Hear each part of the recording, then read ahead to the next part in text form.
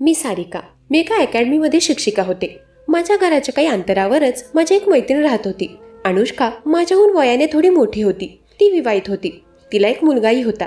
फार कमी वेळात आम्हा दोघांची चांगली ओळख झाली होती. ओळखीमधून मी काय काम करते हे तिला माहीत झालं. तसं ती मला तिच्या घरी तिच्या मुलाची ट्युशन घ्यायला बोलावू लागली. रोज संध्याकाळी तासाभरासाठी मी अनुष्काच्या मुलाला ट्युशन शिकवायला जात असायचे. तो 12वीत शिकत होता. त्याला मॅथ फार जड जायचं.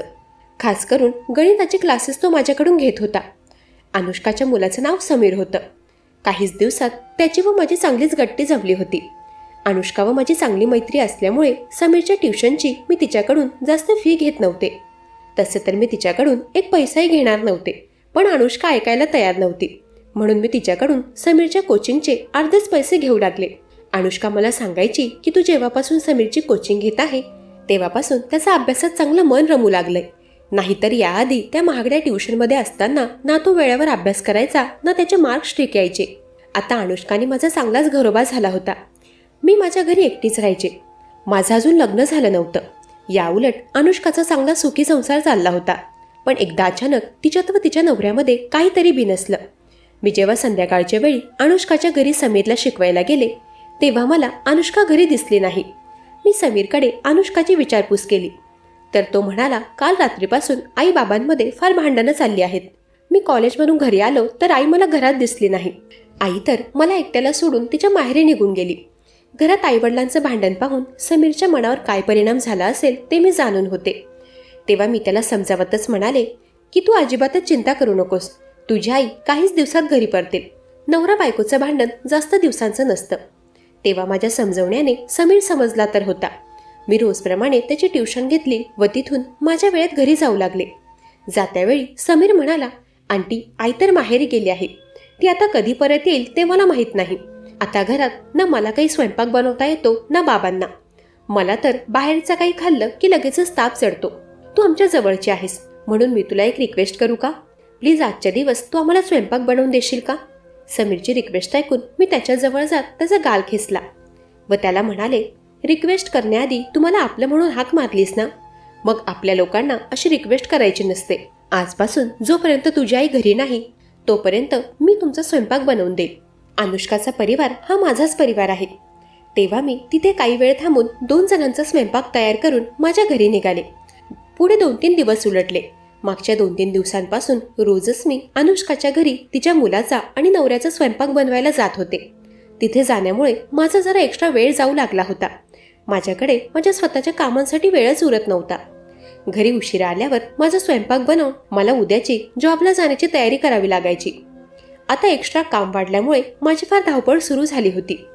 एके दिवशी अनुष्काच्या नवऱ्याला माझी ती धावपळ दिसली. तेव्हा जिजू मला म्हणाले की आता तू आमची काळजी करू नकोस.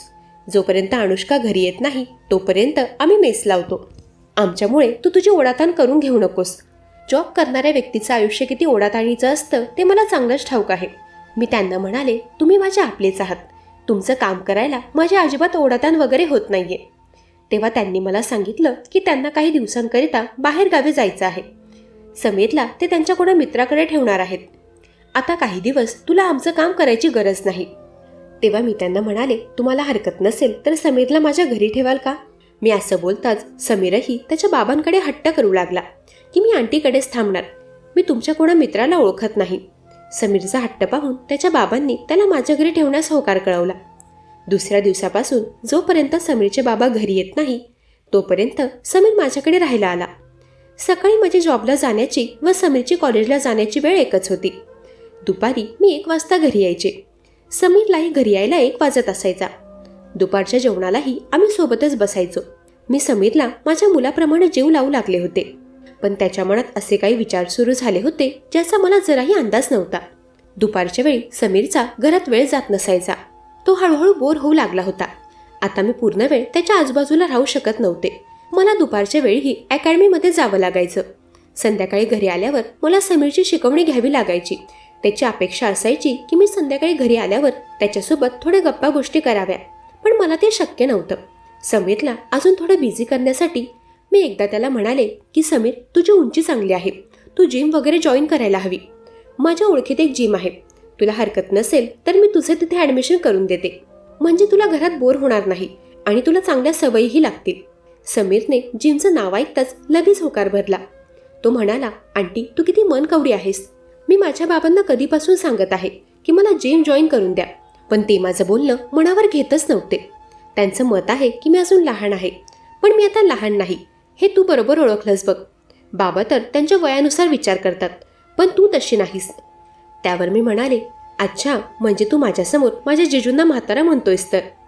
तेव्हा मजाकमध्ये समीर माझ्या शेजारी आला होता. त्याने हसता हसता माझ्या गळ्यात हात घातला. त्याच्याने ते नकळत झालं हे तर मी समजले होते, म्हणून मी त्याला काही बोलत बसले नाही. समीरने दुसऱ्या दिवसापासूनच जिम जॉईन केली. आता तो जिम करतो म्हटल्यावर त्याला प्रोटीनयुक्त पदार्थही खायला देणं गरजेचं होतं. ते मी त्याला रोज न चुकता देत होते.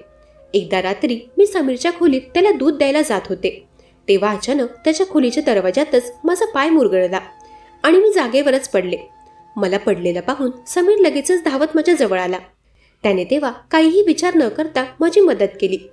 तेव्हा काही वेळासाठी मी माझं दुखणं विसरले होते, कारण आजपर्यंत माझ्या दुखण्यात नेहमी मी एकटीच असायचे. माझी काळजी घेणारं, मला विचारणारं कोणीही माझ्या जवळ नव्हतं. तेव्हा समीर मला माझ्या खोलीपर्यंत घेऊन गेला. खोलीत येताच त्याने मला खुर्चीवर बसवलं आणि त्यानंतर तो माझ्या पायाला मलम लावून देऊ लागला. समीर मला मलम लावून देत असताना मी आपुलकीने त्याच्याकडे एकसारखी बघत होते. त्या दिवशी पहिल्यांदा कोणीतरी माझी काळजी घेत होतं. मी आता 30 वर्षांची होते, पण अजूनही मी बिना लग्नाचे होते.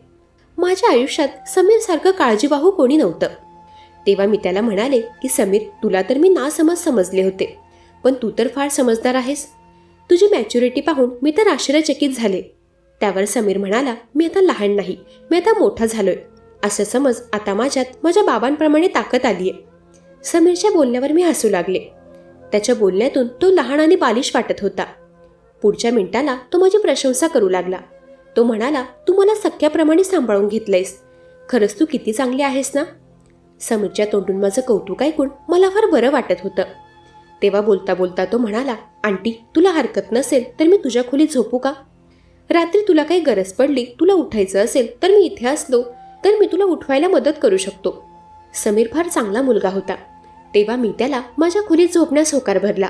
मी घरात एकटीच असायचे, त्यामुळे मी घरात माझ्या मनमर्जीप्रमाणे राहायचे. तेव्हाही घरात मी माझ्या सवयीप्रमाणेच राहत होते. मला पाहून समीर माझ्या सुंदरतेचं कौतुक करू लागला. तो म्हणाला, आंटी तू किती गोरीपाण आहेस, त्यामुळेच तुझ्यावर कुठलीही फॅशन शोभून दिसते. तू एखाद्या हिरोईनपेक्षा कमी दिसत नाहीस. तेव्हा मी त्याला म्हणाले, आता माझी प्रशंसा पुरे झाली, आता झोप. सकाळी मलाही वेळेत ऑफिसला निघायचंय आणि तुलाही कॉलेजला जायचंय. तेव्हा एकदमच समीर मला थँक्यू म्हणाला आणि मग झोपी गेला. दुसऱ्या दिवशी सकाळपर्यंत माझा पाय समीरने घेतलेल्या काळजीमुळे अगदी चांगला झाला होता. सकाळी ऑफिसला जाण्यापूर्वी मी समीरला थँक्यू म्हणाले.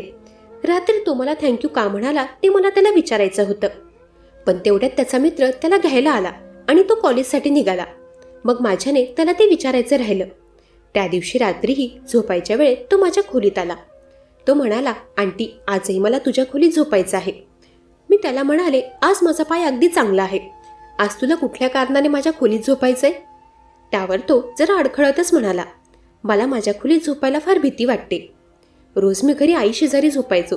गेल्या काही दिवसांपासून इथे मी खोलीत लाईट लावून झोपत आहे आणि त्यामुळे माझी पूर्ण झोप होत नाहीये. मी तुला हे आधीच सांगणार होतो, पण मला लाज वाटत होती की तू माझ्यावर हसशील. त्याचं बोलणं ऐकून मी तेव्हाही हसू लागले. मी म्हणाले, तू तर म्हणत होतास की तू आता मोठा झालाय, मग हे अंधाराला घाबरणं काय आहे? तेव्हा मी समीरची थोडी मस्करी घेऊ लागले तर तो रागात तिथून जाऊ लागला. त्याला चिडलेलं पाहून मी त्याच्या जवळ जाऊन त्याला पुन्हा खोलीत घेऊन आले व म्हणाले, तू इथे झोपू शकतोस, मी तुझी मस्करी करत होते. त्या रात्रीही समीर माझ्या खोलीत झोपला होता. मध्यरात्री तो झोपेत अचानक त्याचे हातपाय इकडे तिकडे वळवायचा. मला वाटलं त्याची ती झोपेतील सवय असावी. पुढे असेच 2-3 दिवस उलटले. गेल्या 2-3 दिवसांपासून मी बघत होते समीरचं वागणं जरा बदललं होतं. रात्री झोपेत तो फार हालचाल करायचा, कधी बडबड तर कधी हातपाय चालवायचा. मी त्याला त्याबद्दल विचारलं होतं, पण त्याला रात्रीचं काहीच आठवत नव्हतं. एकदा संध्याकाळी अकॅडमीमधून घरी येत असताना मी समीरला जिममध्ये घ्यायला गेले. घरी येताच तो माझ्यावर चिडला. समीर म्हणाला, आंटी तू मला जिममध्ये का घ्यायला आली होतीस? तू तिथे आलीस तेव्हा माझे काही मित्र तुझ्याकडे बघत होते. जिममध्ये फक्त माझ्याच वयाची मुलं नसतात, तिथे माझ्याहून काही मोठी मुलंही आहेत. ते तुझ्याकडे बघत होते ते मला अजिबात आवडलं नाही. जाऊ देत, सोड. एवढंच लक्षात ठेव की आज नंतर तू मला जिममध्ये घ्यायला येशील तेव्हा तू अजिबात अशा अवतारात यायचं नाही, कारण तुझ्याकडे कोणी बघितलं तर ते मला सहन होत नाही. अचानकच समीरला काय झालं होतं कोणास ठाऊक, पण तो माझ्या बाबतीत जरा जास्तच काळजी दर्शवू लागला होता. मी त्याला म्हणाले, तुझी काळजी मी समजते. समीरच्या आईनेही मला सांगितलं होतं की तो फारच इमोशनल मुलगा आहे. खरंच समीर माझ्या समजण्यापलीकडे होता. त्या रात्री मी पाणी पिण्यासाठी उठले. मी खोलीतून बाहेर आले तोच मला काहीतरी हालचाल झाल्यासारखं जाणवलं. मग मी हळूच आत खोलीत डोकावले. तेव्हा मला लक्षात आलं की समीर माझ्यावर लक्ष ठेवून होता. मला बघताच त्याने लगेच झोपण्याचं नाटक केलं हे तर मी समजले होते, पण एक वेळ मला असंही वाटलं की तो माझा भास आहे, म्हणून मी त्याकडे दुर्लक्ष केलं. दुसऱ्या दिवशी रात्री मी त्याला त्याच्या खोलीत जा म्हणाले, तर तो म्हणाला, आंटी मला अंधाराची भीती वाटते, हे तुला माहीत आहे ना, का तू मला चिडवतेस? त्याला वाटलं मी त्याला चिडवत आहे, पण मी खरंच त्याला त्याच्या जागी जायला सांगत होते. मला एकट्या राहण्याची सवय होती. मला वाटलं होतं समीरचे आईबाबा काहीच दिवसात घरी परततील आणि तोच विचार करून मी त्याला माझ्याकडे थांबण्यास होकार भरला होता. पण आता मला माझी मोठ्यागी महागात पडताना दिसत होती. पुढे 2-3 दिवसांनंतर भयानच घडलं. समीर म्हणाला, आंटी बघ ना, आई बाबा किती आनंदात होते आणि एकदमच त्यांच्या आयुष्यात असं कुठलं संकट आलं काय माहीत. गेल्या कितीतरी महिन्यांपासून मी त्यांच्यात प्रेम पाहिलंच नाहीये. तेव्हा मी त्याला पुन्हा समजावलं की होईल सगळं ठीक. पुढच्या रात्री मी समीरला सांगितलं की आता तू माझ्या खोलीत झोपू नकोस, कारण मला एकटं राहण्याची सवय आहे. त्या दिवशी त्याने शहाण्या मुलाप्रमाणे माझं ऐकलं, परंतु मी त्याला नाही म्हणूनही त्याने त्या रात्री माझ्यावर नजर ठेवली आणि अर्ध्या रात्री तो माझ्या खोलीत शिरला. तो म्हणाला, आंटी मला फारच भीती वाटते. तेव्हा मी जशी त्याच्या बाजूने वळले तसं त्याने माझा हात जोराने पकडला. तो म्हणाला, आंटी तुझ्या आयुष्यात सगळ्यात मोठी कमी आहे ती म्हणजे तुझा एकटेपणा. तुझ्यासारख्या सुंदर मुलीने एकटं जीवन जगणं मला तरी मान्य नाही. तू आता तरी तुझ्या पुढच्या भविष्याचा विचार करायला हवा. तेव्हा मी समीरला म्हणाले, समीर तू माझा चांगला विचार करतोयस, ते पाहून मला फार बरं वाटलं. मलाही तुझ्याशी बोलायचं होतं. समीर खरं सांगू, आता मला नाही वाटत की तुझी आई कधी परत येईल, पण तू काळजी करू नकोस, मी तुला सांभाळायला तयार आहे. मी असं बोलताच त्याने माझ्या हातावर चिमटा काढला. मी तेव्हा जोराने ओरडू लागले. माझ्या ओरडण्याने अशोक बेड खालून लगेचच बाहेर निघाला आणि त्याने खोलीतील लाईट सुरू केला. त्याच्या बाबांना पाहून समीर शॉक झाला होता.